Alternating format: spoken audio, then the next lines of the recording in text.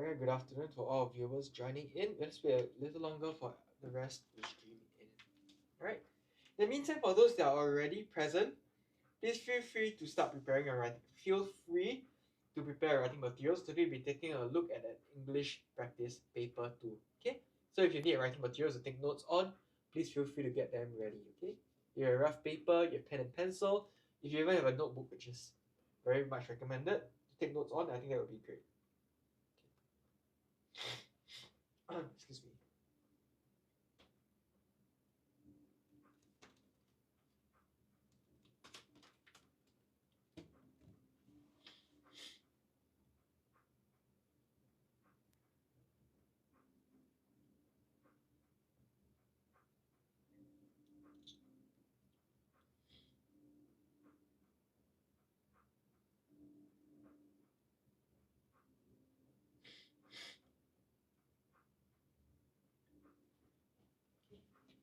So let's get started today. Today we're taking a look at practice paper. As you can see from the title of this live stream, today's practice paper will cover the Primary 5 End of Year 2023 English practice paper from Maris Stella High School Primary Section. So let me note it down at the top of the screen for our reference over here. Today we're taking a look at the P5 EOY. Oh, it's a bit bright, isn't it?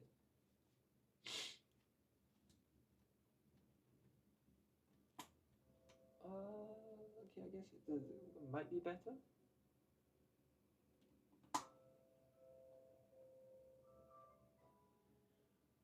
Let me change the image. Looks like it's a bit too bright.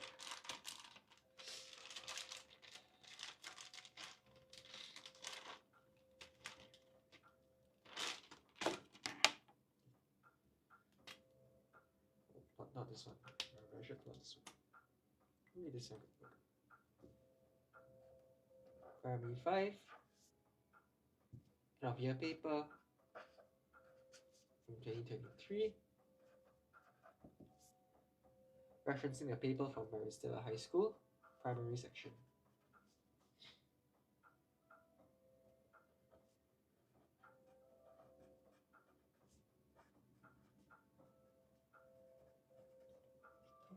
So for today's live stream, I hope I can cover 4 sections. 2 MCQ sections and then the 2 closed passage sections. But if you're unable to cover it in time, we'll continue later on. Okay, so let's get started with our first question. First question is our first among the 10 grammar question MCQ questions, where you're supposed to fill in the blank with the appropriate choice among the 4 provided options. Okay. So to fill in the blanks, you need to rely on your grammar rules and concepts. First one, Abram and Noah blank each other at the camp last week. Okay. Abram and Noah blanked each other at the camp last week.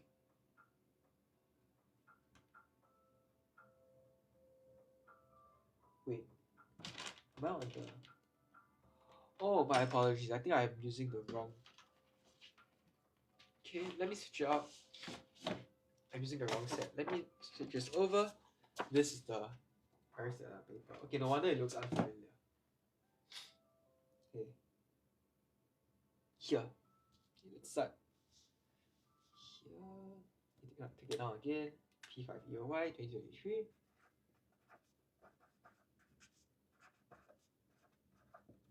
Maris Stella.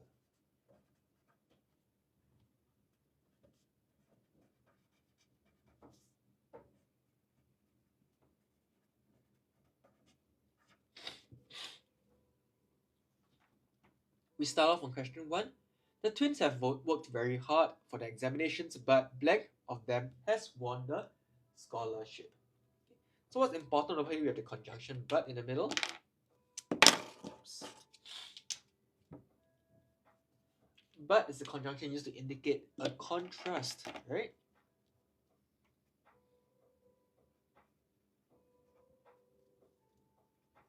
Indicating a contrast. Okay, so a contrast over here is an ideas that disagree or in opposition to each other.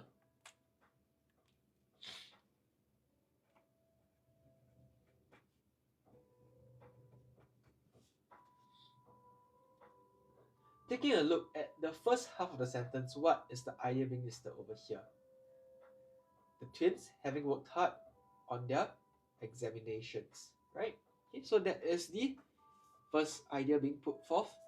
Working hard on your examinations, what is your expected result? If you work hard on examinations, you would score good results, you will achieve your ideal goal or grade. But blank of them has won the scholarship.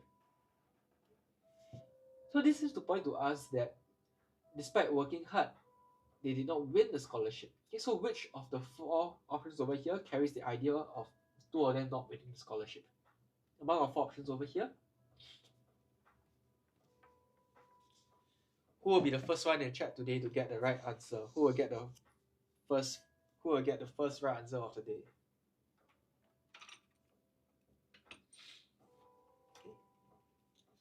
I see some quick fingers typing, but will you get the right answer even if you get it first? Okay. What do we think this answer is over here?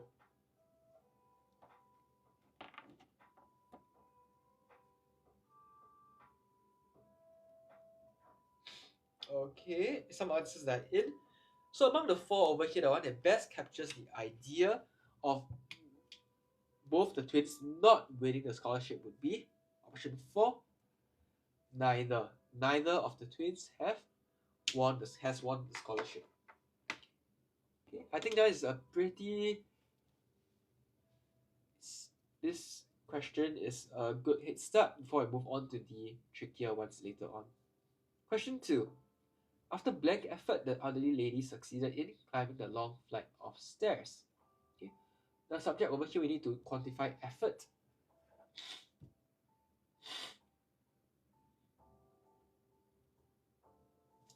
Succeeded in climbing a long flight of stairs. Imagine yourselves in the shoes of this elderly lady over here. Would it be easy for you to climb this long flight of stairs?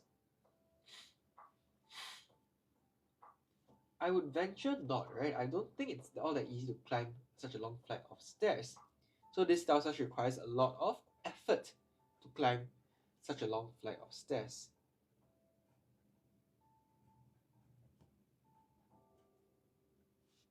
Hence,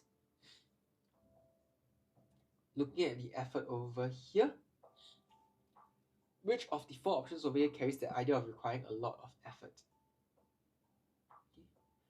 First one that we can remove from consideration would be option 1. Few, right? Few refers to a low amount or something, so it doesn't really quite what we're looking for. Between the remaining 3, which captures the idea better?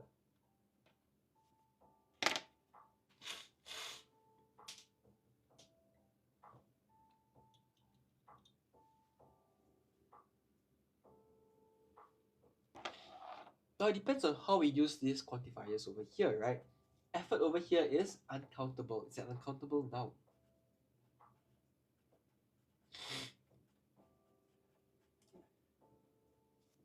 Among the remaining options, the only one that is used for uncountable nouns is option 3, much, after much effort. So after much effort, much as the quantifier used for uncountable nouns, the elderly lady succeeded in climbing the long flight of stairs. Question 3. This could be trickier. Not realizing that two passers-by blanked the accident to the police, Andrew ran to the nearby police station. Okay. So not realizing that two passers-by reported the accident, Andrew ran to the police station. So we have a verb over here. From the options, you can see the verb over here should be a variation of the verb report. Here we see a verb running, right? The act of running over here. You want to know what tense this should be in over here? We need to take reference from this tense over here, which is in the past tense. Any questions so far? Anyone here who is confused why we're using a verb tense or why ran over here is in the past tense?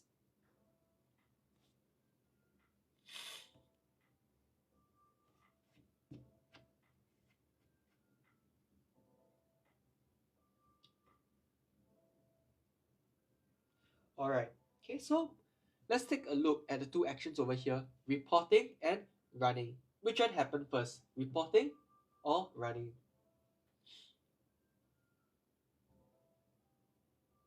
I think from the sentence you can tell that the act of reporting happened first, but Andrew did not realize it, hence he ran to the police station after, right? So this happened before the act of running. Is that correct? Everyone is on the same page here?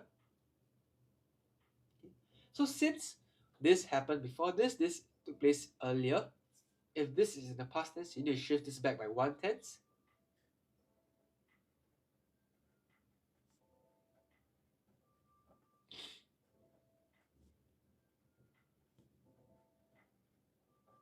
And what we get over here should be in the past perfect tense. Okay. Hence, our option over here, the only one that is in the past perfect tense is option 4, had reported.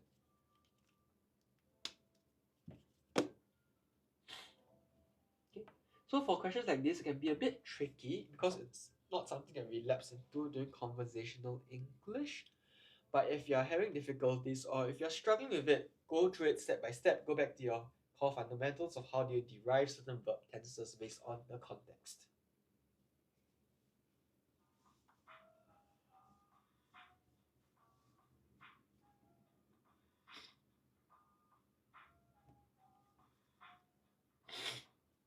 Question 4. Susan was dizzy. The teacher asked the monitor to go blank her to the general office. So what we need over here is the idea of accompanying Susan to the general office.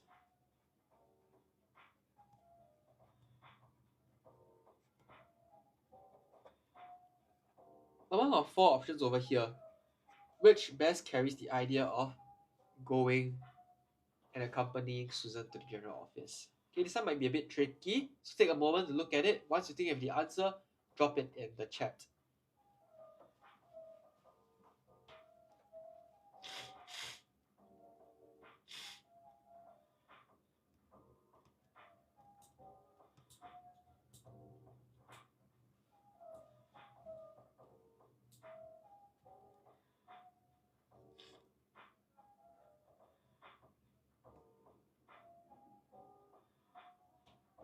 Okay, where do we think the correct answer should be taken from?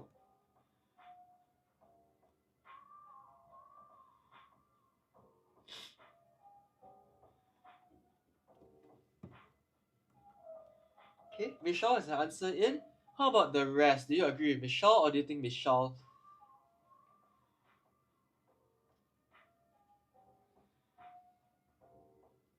Okay, yes, in this case here, you should use with. So well done, Michelle. Well done for getting the right answer. To go with, to accompany Susan to the general office. Question 5. Wallace. Wallace did not visit his grandparents in Australia last holiday, blank. Okay, so this one is pretty tricky if I call everyone's attention to this question. How do you go about answering questions like these? You need to unpack it. For this question, you have 2 parts. The first part, you have your main statement.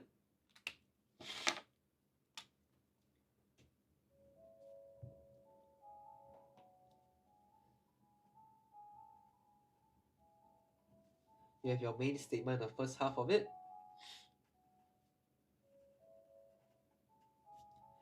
And on the second half, you have your question tag, right? Because it ends off with a question mark, as you can see from over here. It is your question tag.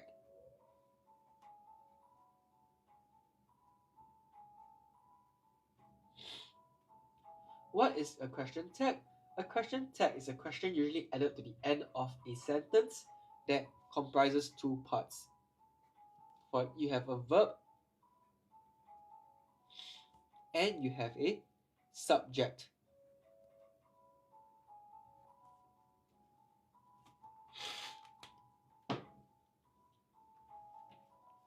Firstly, looking at subject, the subject refers to a person from your main statement over here. In this case, your main subject of your main statement is Wallace over here.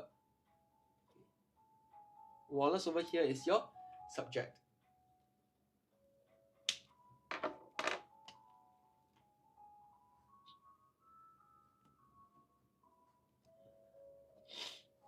Okay. So in your answer, it must contain either the name Wallace or a pronoun relating to Wallace over here. As we see, we have he, and he all referring to Wallace, so no issue there. Okay, this part is okay.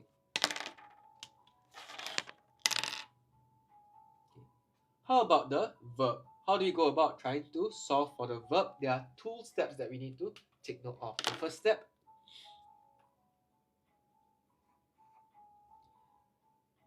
you need a verb in the same tense. Same tense taken from the main sentence statement. Wallace did not visit his grandparents. Did is what tense is this in? Did is in the past tense, right? The past tense of do is did.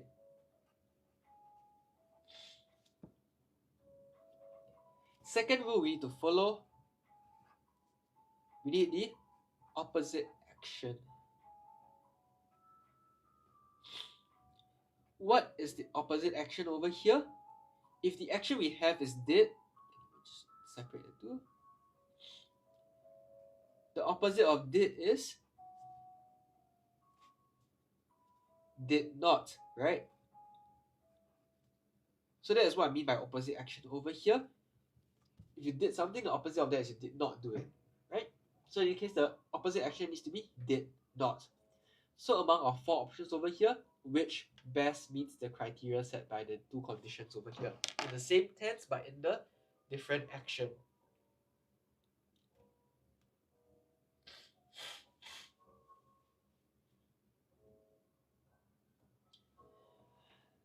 What do we think the answer should be over here?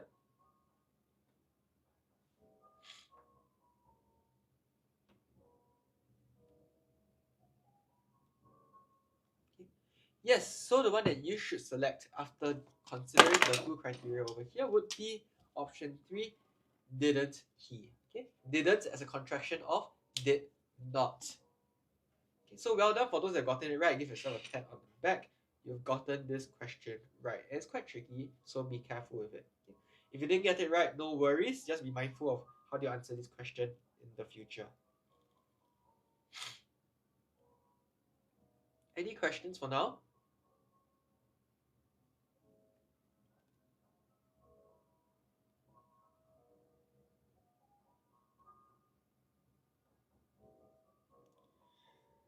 Okay, it seems like it's fine. We can proceed. But if you have any questions along the way, either for question 5 or any of the 5 questions we have covered thus far, please don't hesitate to leave a comment in the chat so that we can revisit and clarify any of your doubts throughout the paper.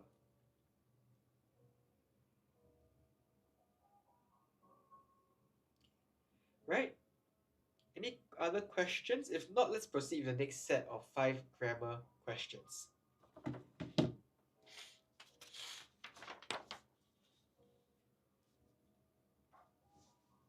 At the top of the page, we see question 6.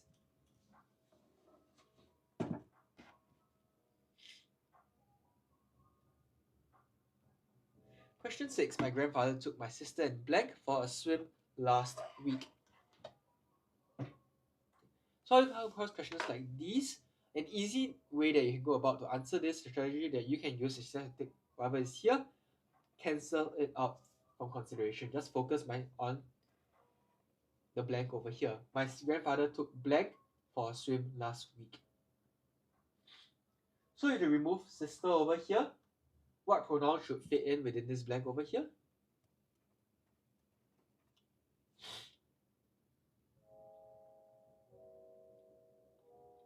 If you remove sister, it becomes my grandfather took blank for a swim last week. You should be using my grandfather and took me. My grandfather took me for a swim last week. So if you're ever struggling with this question or questions of this form, you can always just remove the other subjects, just focus on the first person point of view for that first person pronoun for that question. Question 7. Mr. Tan reminded John To be able to leave Singapore, you blank have your passport with you. We're looking at 4 models over here.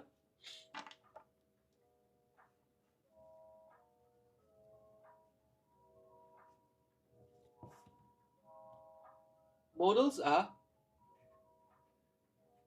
words that affect the tone or the verb that comes after it. In this case here, the verb is have.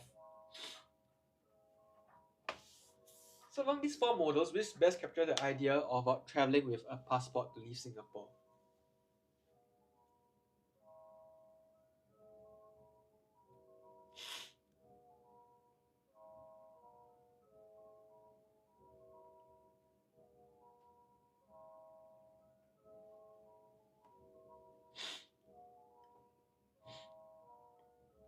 Right? Okay. So because this is a necessity, right? A rule. You cannot leave Singapore without the passport. Thus, you should use the modal of option 4, must.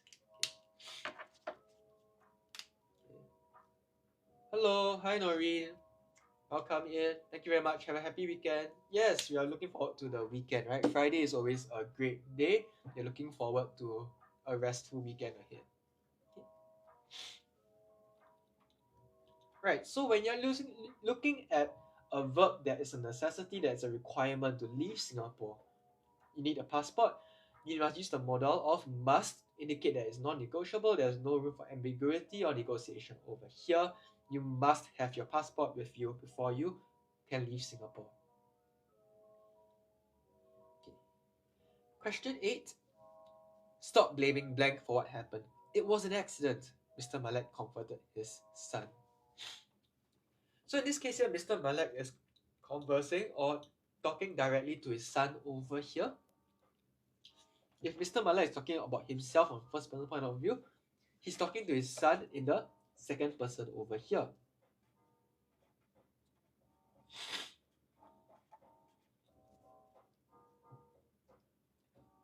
In this case here, which of the 4 options is in the second person's point of view?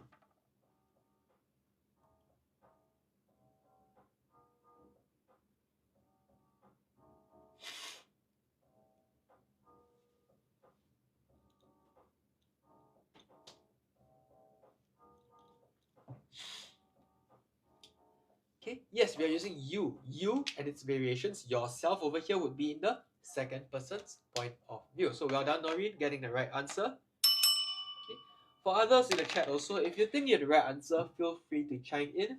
If you're not sure your answer also, please feel free to chime in just as well, because that allows us to understand well current progress is and whether or not there are any existing gaps in our knowledge. Okay, so whether or not you think you have the right answer, feel free to chime in over here, and maybe that's something that we can work on moving forward.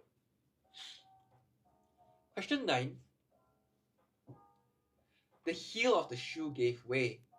Blank the usual wear and tear.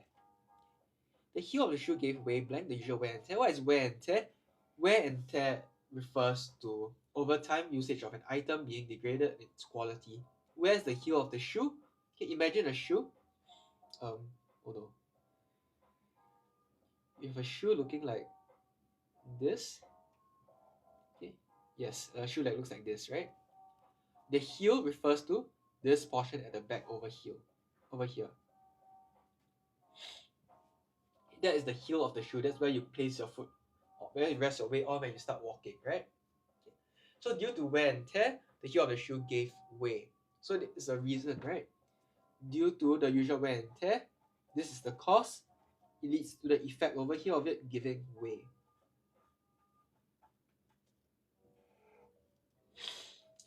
So how should you link these 2 clauses together here? Okay. So because it is an outcome, because it is a result, we'll be looking at option 4 over here. So just as well for Noreen getting the right answer, 2 in a row, well done. Okay. Resulting from is used to indicate a cause that leads to an effect prior to it.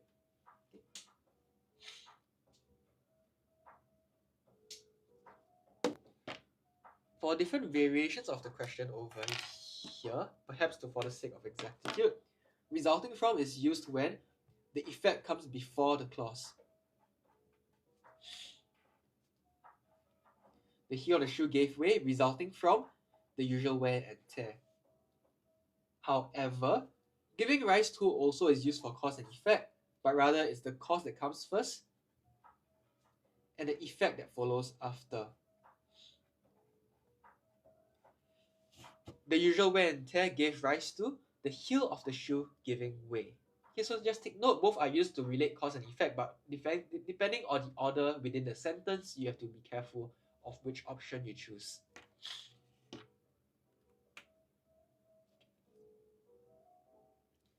And finally, question 10.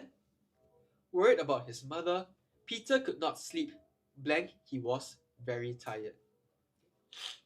So what we have over here are contrasting ideas, right? Peter could not sleep. Peter was very tired. If you're very tired, you assume that you would be able to fall asleep easily. However, in this case here, even though he was very tired, he could not sleep. So what we need over here is a conjunction that indicates contrast.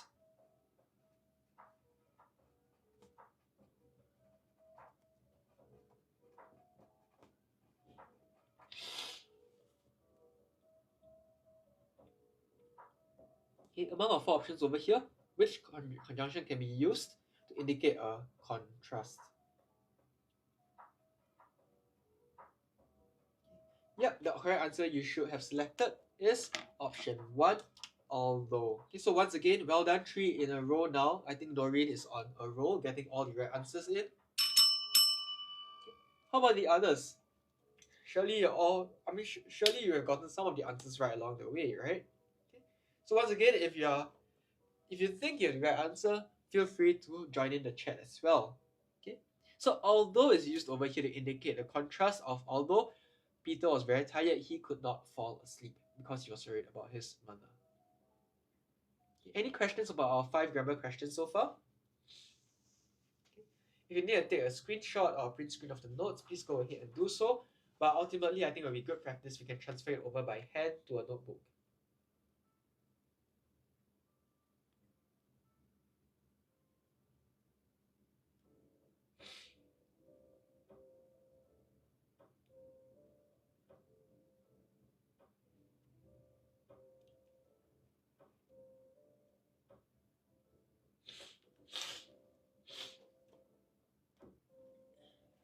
Are there any questions? Any other questions you'd like us to revisit or go through again?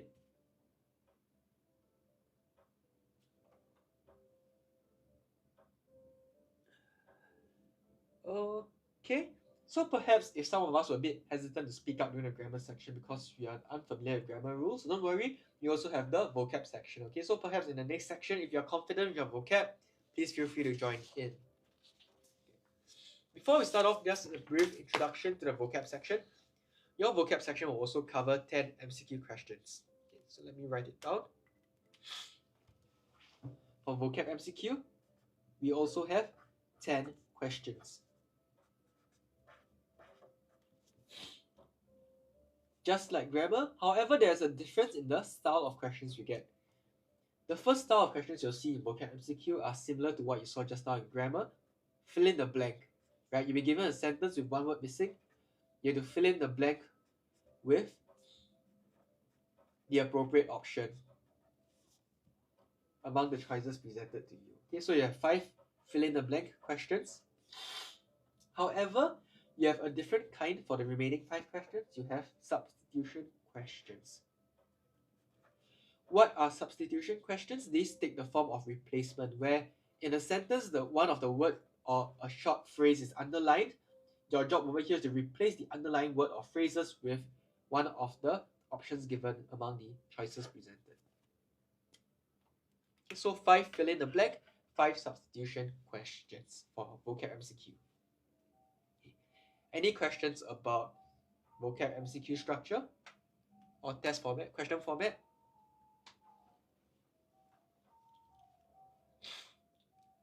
Right, no questions. Let's proceed to our first vocab fill in the blank MCQ question. Question 1. Question 1.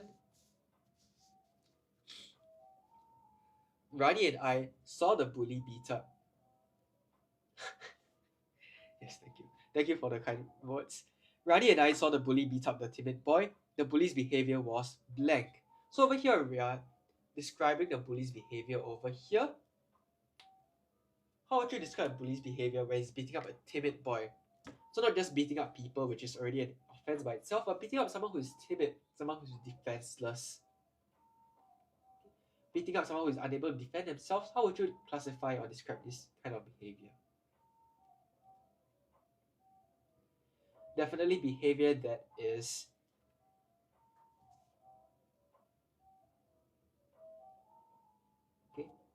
poor behavior that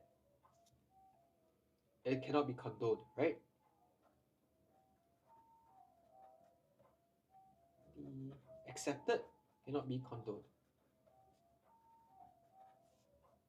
So among our 4 options over here of vocab, we have 4 different adjectives over here, which best captures the idea of behavior that cannot be condoned.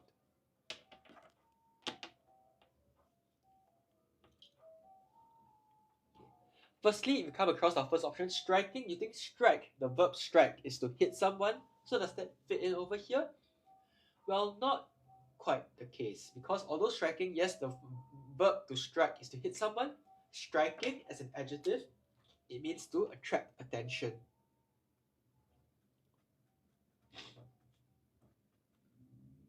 Attracting attention. For example, the model captures everyone's attention with their striking looks. Right? Those have a striking appearance is to have an appearance that attracts everyone's attention. So not quite striking. And so stunning also, as you know, stunning, the adjective also refers to something that is something that attracts attention, something that is popular, so not quite what we're looking for over here. Appalling. Appalling is something you might have heard referring when you are being punished. Appalling refers to horrifying behavior. Horrifying or cannot be tolerated. If your teacher says, oh, your handwriting is appalling, that means your handwriting is very bad, it cannot be accepted, unacceptable.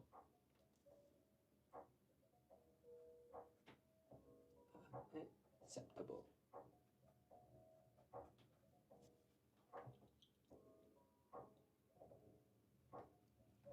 And finally, option 4, mystifying. Mystifying here means bewildering, confusing, puzzling.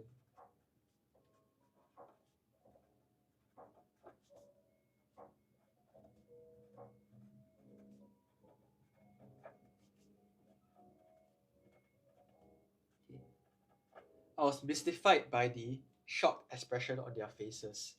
Okay, so to be mystified, to be confused. In this case over here, are we confused by the bully's behavior? Not quite. That's not really the main effect of this sentence over here, right? We're not really confused. We don't really want to find out why. Nor are we trying to look at attention-seeking behavior. Rather, we are talking about this behavior being unacceptable. Okay, so that would be appalling, option 3. Okay, so well done for those who have gotten it right.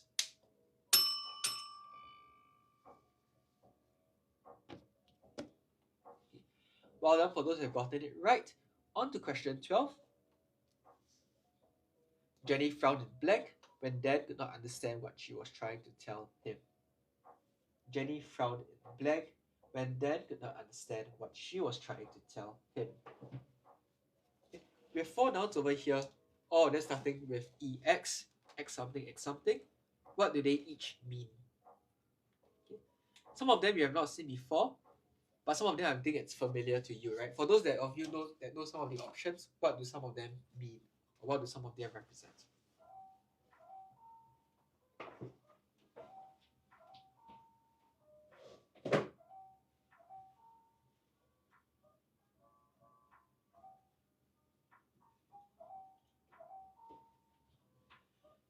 Starting off with exhortation. And exhortation over here means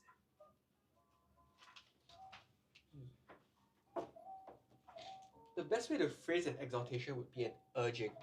Okay.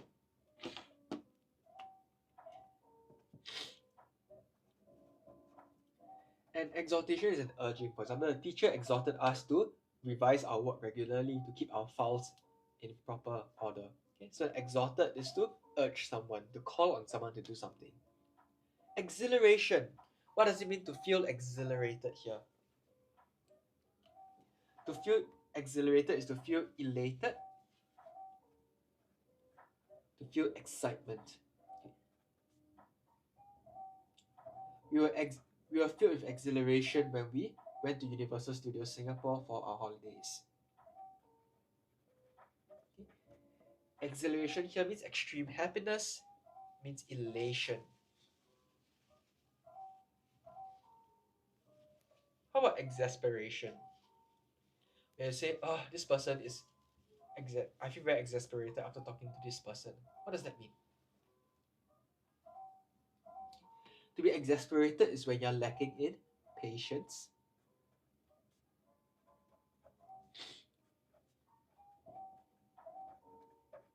When you're frustrated.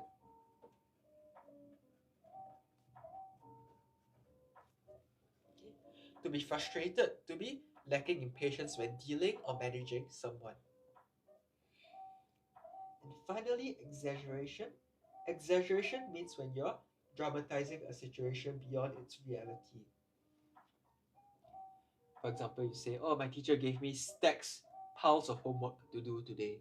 Okay, obviously, a teacher will not be assuring you that much homework, but you're exaggerating the situation to try to underscore or to explain the degree of amount of homework you're being issued. Okay, so to exaggerate a situation. Right, so now 4 options over here, which captures the idea of Jenny frowning because Dan is not able to understand what she was trying to tell him. Okay, if you've ever been in Jenny's situation before, you're trying to explain something to someone, but they keep asking questions, they are unable to understand you after repeated attempts. How would you feel? Would you still be patient? Would you still be as patient as you were when you first started? Not quite, right? You'd probably be a bit irritated, a bit frustrated. Why are you not getting it? I've said it so many times, right? So that is that feeling that we're looking for in exasperation. We'll be lacking in patience, be frustrated over having to do it repeatedly over and over again for them. Okay. So well done for those who have gotten it right. Okay. To be exasperated, to be frowning in exasperation.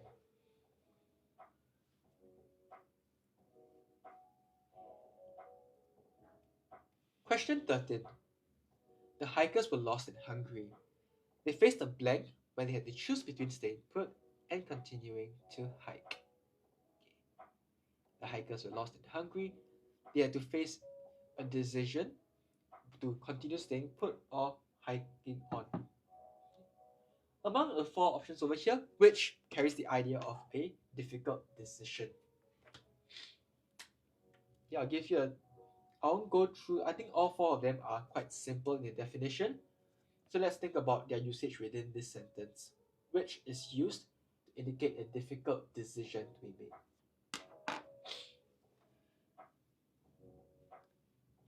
A difficult decision between 2 imperfect choices.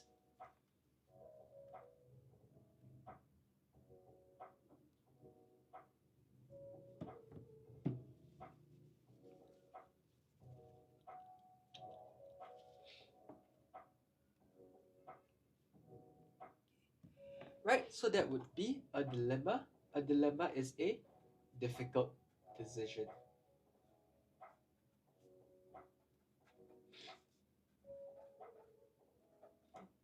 And definitely the hikers were faced with a difficult decision. What was a difficult decision over here for them to choose between staying put and continuing to hike? What were the difficulties presented on either side of this decision over here?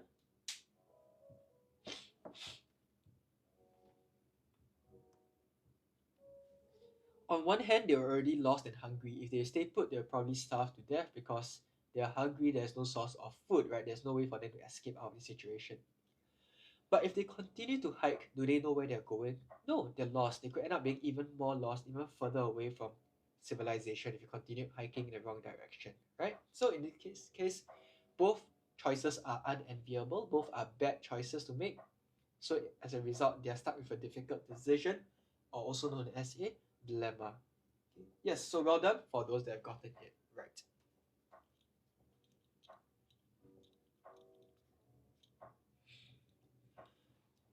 Question 14, sorry.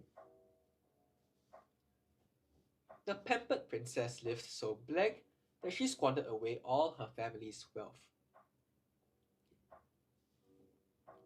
4 options over here, describing the princess's lifestyle. Which would you use to describe her lifestyle about squandering away her family's money or wealth?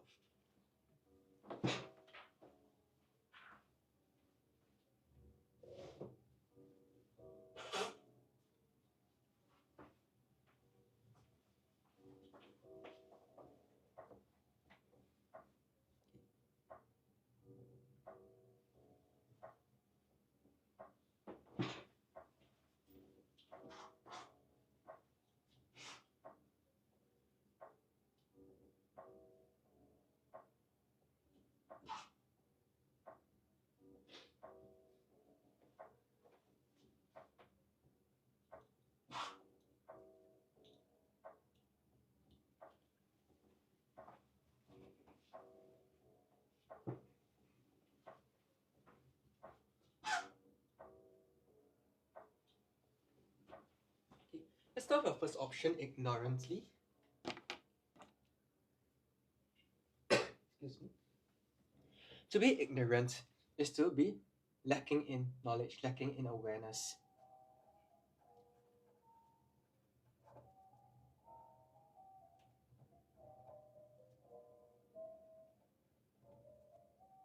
To be lacking awareness, that is to be ignorant. Not really what we're looking for over here. How about abundance? Time out just now. Time out just now. I don't need to do that. Okay. Alright. So apologies for those that were waiting. There was some technical delays on our end. So I was talking about option 2. Option 2 to be abundant, to be living in abundance, to be living abundantly, is to live with more than what is required. Excessively and extravagantly have similar meanings to be living unnecessarily, right? More than necessary. However, what is the difference between the two over here? While excessive refers to mere amounts, it's more than is required for amount. Extravagant has the additional element of price, cost. I'm spending a lot of money. I live extravagantly. I spend a lot more than is necessary or more than is required on my day-to-day living. So in this case over here, the one that has a closest match regarding the fact that she squandered or wasted away her family's wealth would be option 4, extravagance over here. She spent so much money that is necessary such that she wasted away all of her family's wealth. Right, so well done for those that have gotten it right.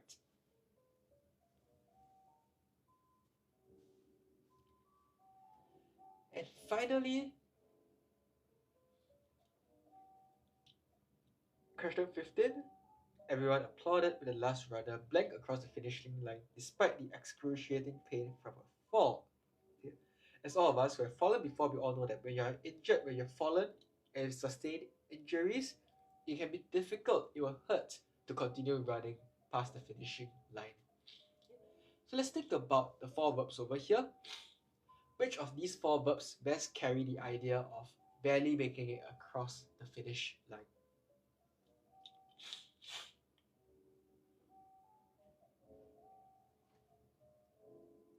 Among these 4 verbs, which carries the idea of the runner being injured, requiring a lot of effort to push themselves past the finishing line?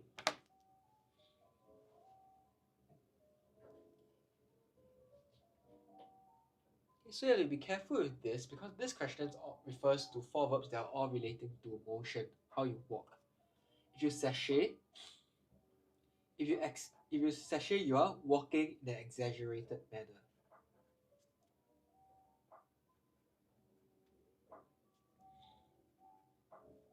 Okay, to walk in an exaggerated, stylish manner. How about saunter? A saunter is a slow and relaxed walk.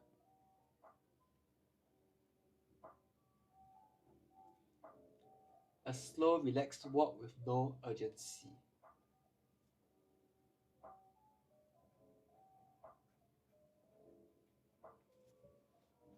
Okay. To stagger.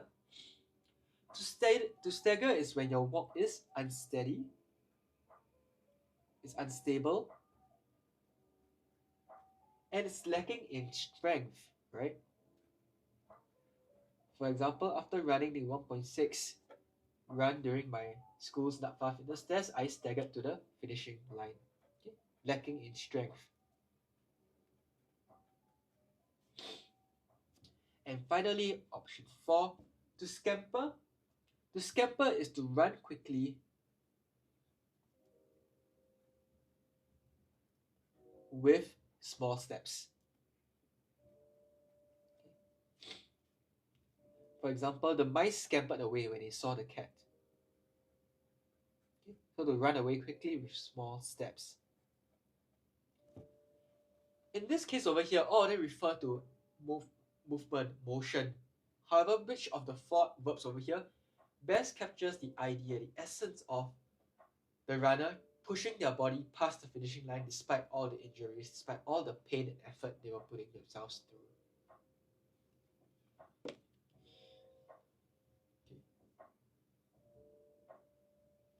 Thinking about what we have in our context, or rather in our sentence, the excruciating pain over here. After you're injured, you're in excruciating pain. Would you be able to walk normally as if nothing had happened? No, right? If the injury happens on somewhere along your legs, it will probably hurt quite a bit to walk normally. So you'll probably be limping, depending on where the extent of the injury. So what we're looking at over here will be a style of walking that is unsteady, that is lacking in strength over here. So that will be option 3, to stagger to the end. Any questions? Okay, so for those that have gotten a majority of the answers right, well done for vocab. For those that are perhaps struggling, or perhaps are come across some unfamiliar words today in our practice paper, do not fret. This is a chance for you to be able to brush up on your knowledge. Okay, so if you have the definitions, or if there are any words you're unfamiliar of, please feel free to take down or copy down the definitions that we have over here.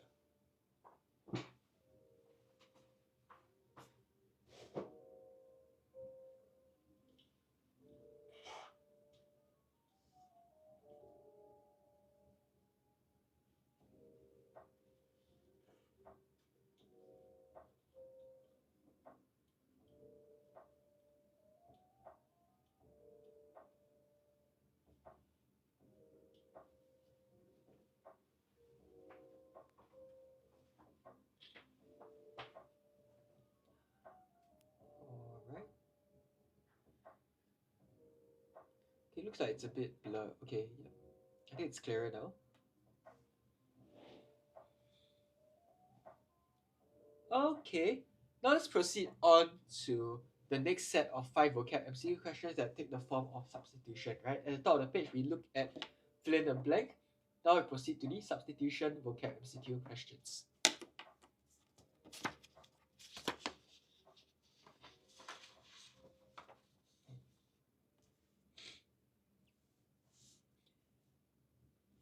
So let's start off with our substitution questions.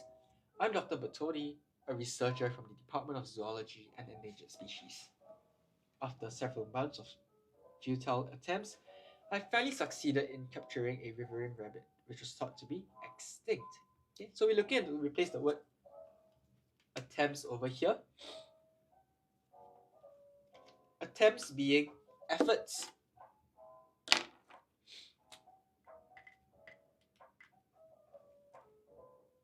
Okay, I think it's better if I annotate it at the question itself directly. Attempts are efforts with no guarantee of success.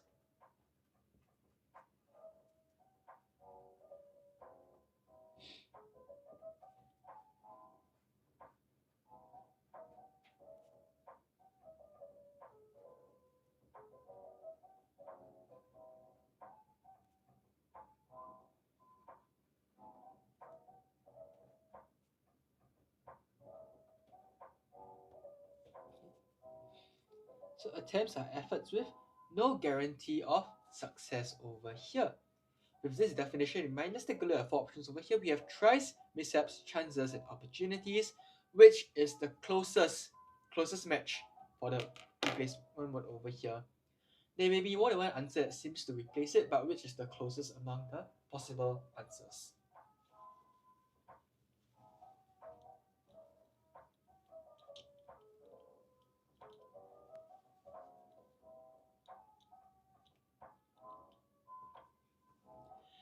In this case here, the answer that has the closest match to the definition of an effort without a guaranteed success would be option 1.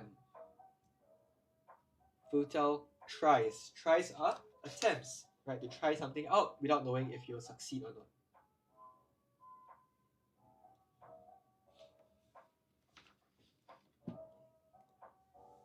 On back to the passage.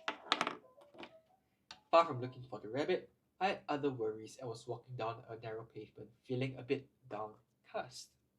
Okay. So in this case here, Dr. Bocconi was feeling a bit downcast over here because he held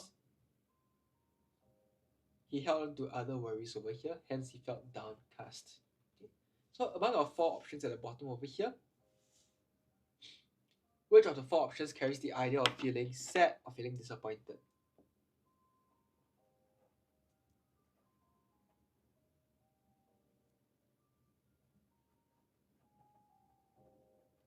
Sad, disappointed, or even worried? Generally worried.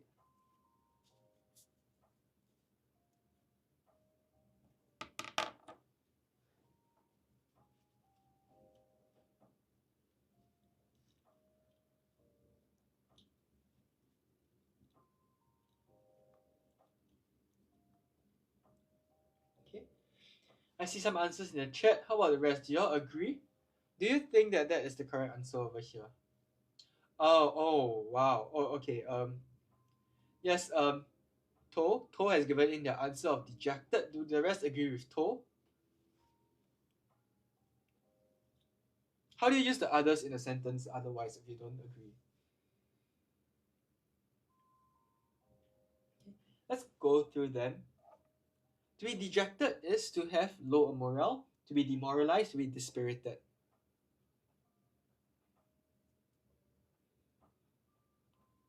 Or demoralized.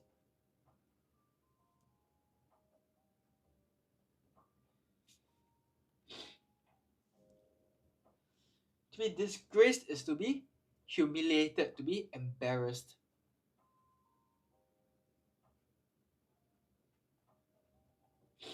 Oops, sorry. Apologies.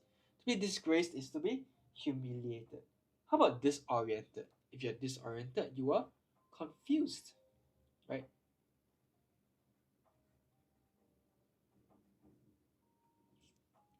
Okay. The one that best captures the idea of being disappointed or feeling sad and worried would hence be option 1, dejected. Dr. Bertoni is feeling dispirited. He's losing his morale and motivation. Hence, he was feeling downcast after failing to catch the riverine rabbit. Okay, so well done, Toes.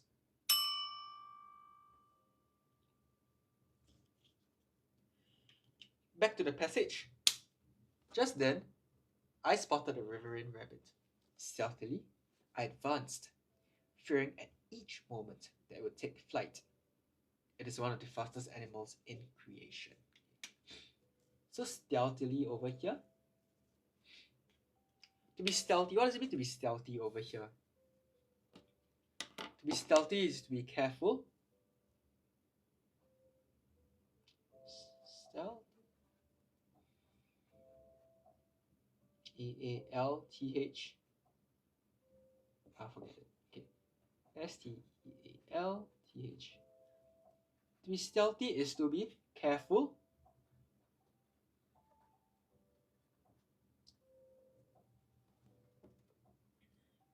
To be careful without raising alarm. Not to cause alarm in others.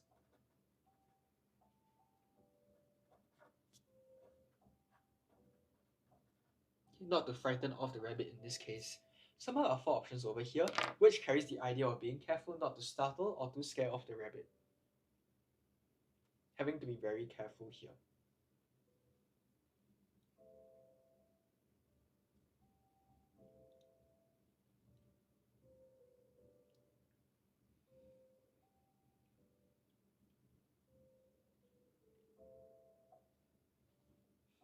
Okay. We start off with fitfully. Fitful refers to irregular patterns. If I had an irregular sleep last night, I had a fitful sleep last night, that means I couldn't sleep smoothly. I kept waking up in the middle of the night. A fitful sleep. Abrupt means sudden. Okay, suddenly, without warning. Okay. Cunning refers to a certain amount of deception over here, to lie to others. Certain deceit behind your actions. Or finally, we have cautiously. What does it mean to be cautious over here? To be cautious, it means to be careful. Okay. Careful, to be safe, not to take unnecessary risk.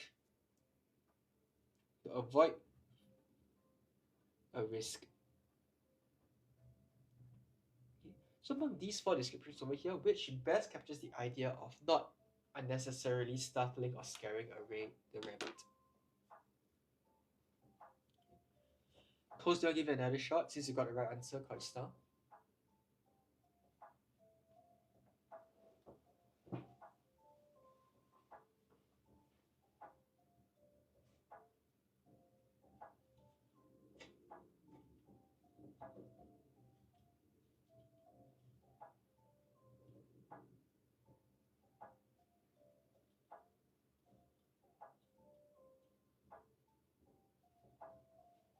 How about the other viewers in the chat?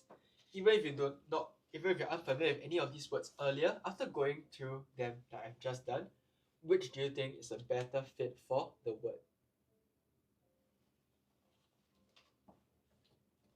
Okay. I see some answers, but do the rest agree, or do you think your answer is different?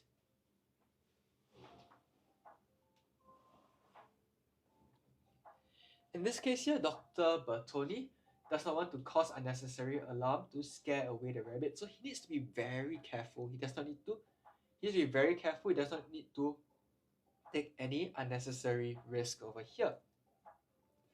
So that would be option 4, cautiously.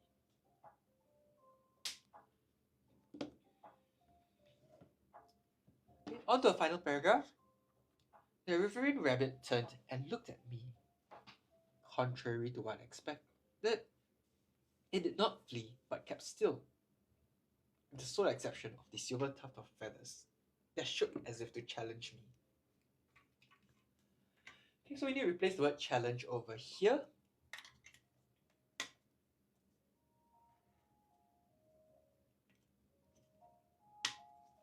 And our options are listed at the bottom of the page. Okay, let me shift it up. We have annoy, irritate, contest, and question. Among these four, which best carry the idea of challenging, to pit someone against?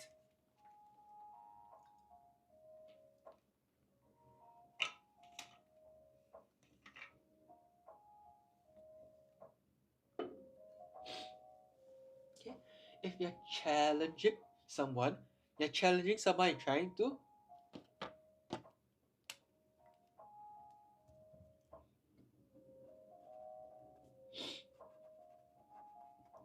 challenge is to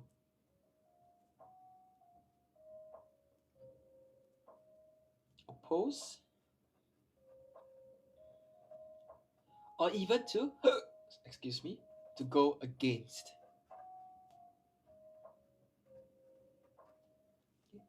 To challenge is to either oppose or to go against. So with the idea in mind of challenging, of going against or opposing, which of these four options over here best carries the idea of to go against someone else?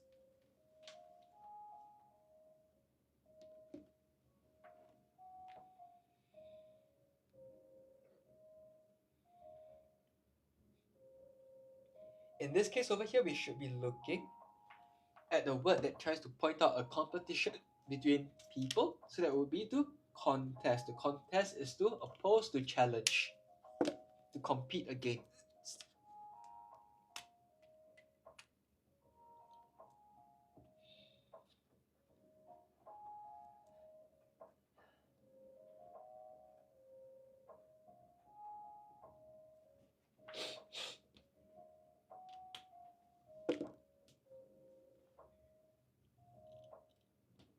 Okay, are we clear on this?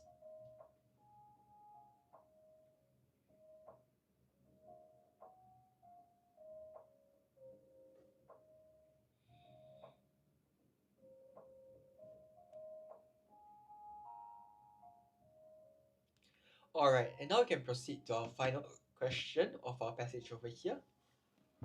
When I got close, I took off my shirt, and in one swift move, I had it over the rabbit.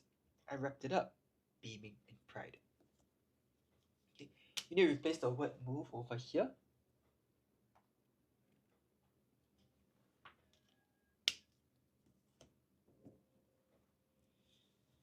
Among these four options, which carries the idea of one swift move?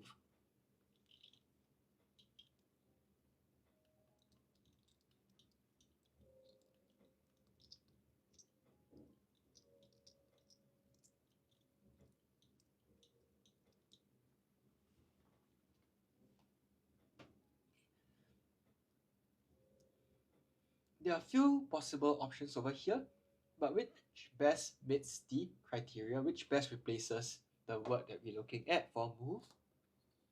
That would be option 4, swoop. Okay, to swoop down is to move, a quick movement, a quick and sudden movement.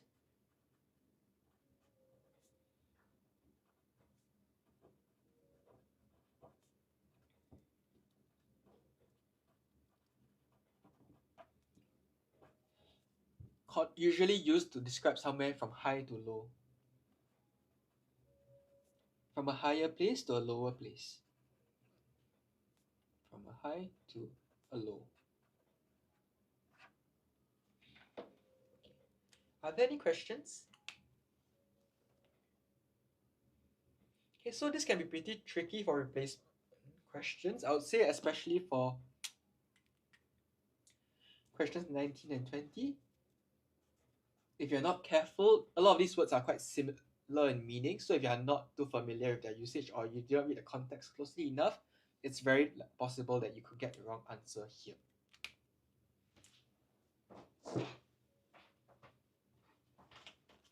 Are we good here? Do you have any questions?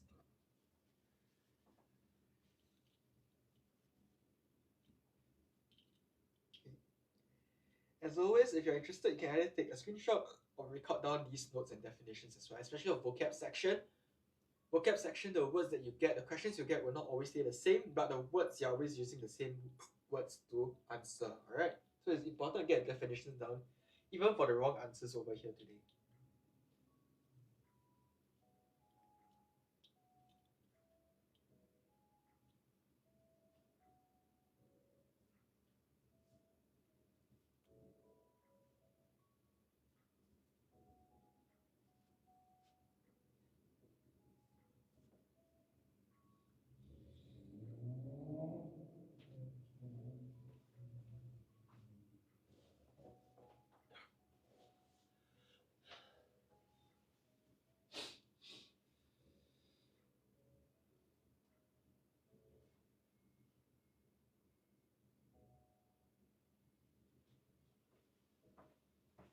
Okay, if there are no further questions, let's proceed to our final section for today before we take a break for lunch.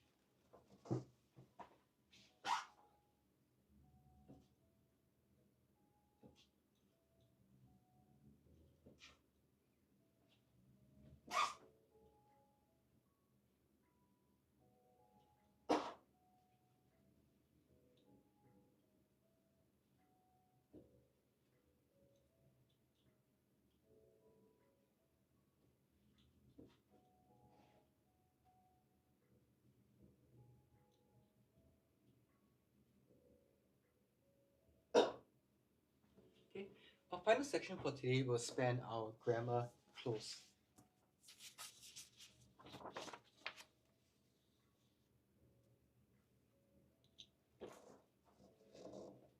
Our grammar close will take a look at 15 options over here. From a list of 15 options, you'll be required to answer, fill in 10 blanks and write in the corresponding letter that best fits the blank in the question. Let's start off with question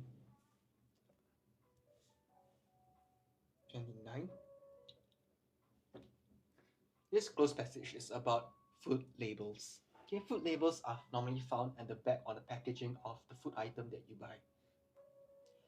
Food labels can provide one with information on healthier food products as well as help decipher the nutrient claims that might present on food packaging.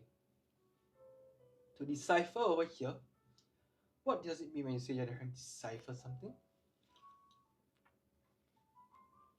When someone gives you a hidden code, you need to decipher the code. It means to make sense of.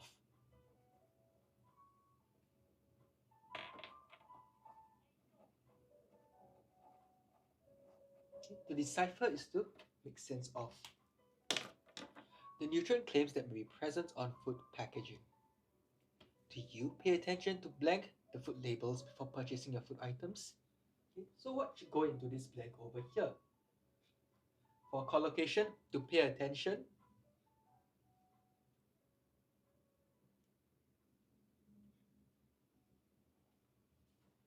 If you're looking at collocation over here, pay attention is commonly followed by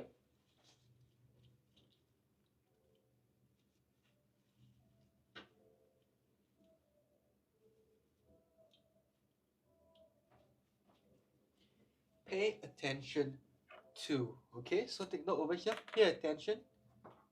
It will be followed by to. So that's a common collocation.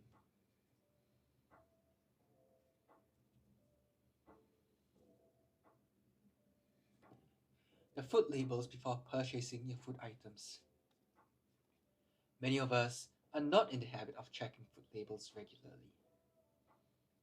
According to a public survey conducted last August, only 1 blank 5 Singaporeans checks their food labels. 1 blank 5.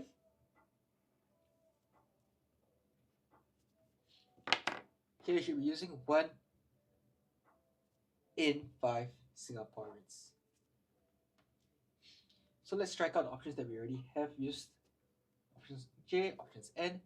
Only 1 in 5 Singaporeans checks the food labels when buying packaged food. Many others read labels. Many others read labels only in specific situations. For example, blank buying something for the first time or for their children with dietary needs. So looking at option P over here, in the situation of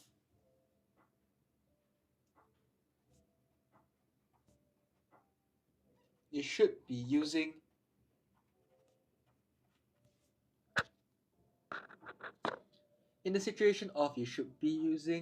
option. What do you think for those that have just joined us? What should go into this blank for question 31 over here?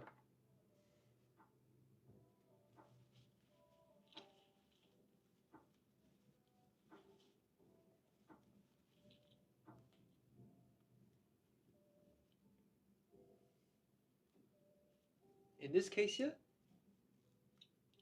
can decide to use, for example, when buying something for the first time or for their children with dietary needs. Age makes a difference too. Young adults, in particular, blank increasingly guilty of careless shopping. So young adults, looking at subject-verb agreement over here,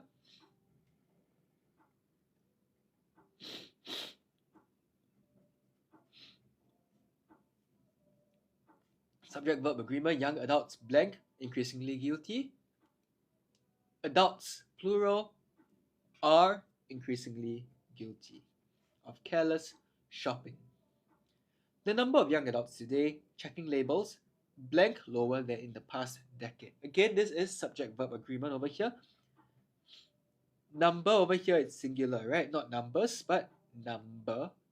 So by subject-verb agreement, this tells us that this is the number of young adults today checking labels is lower than in the past decade. According to a report, blank our local agriculture department, in this case here, a report carried out by our local agriculture department, yes.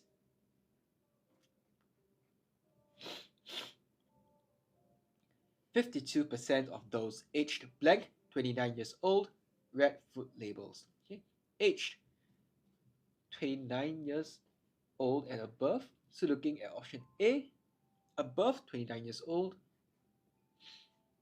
read food labels. This was a 10% drop blank the previous year.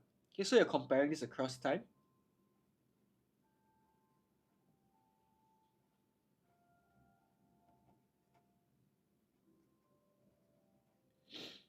This was a 10% drop blank the previous year.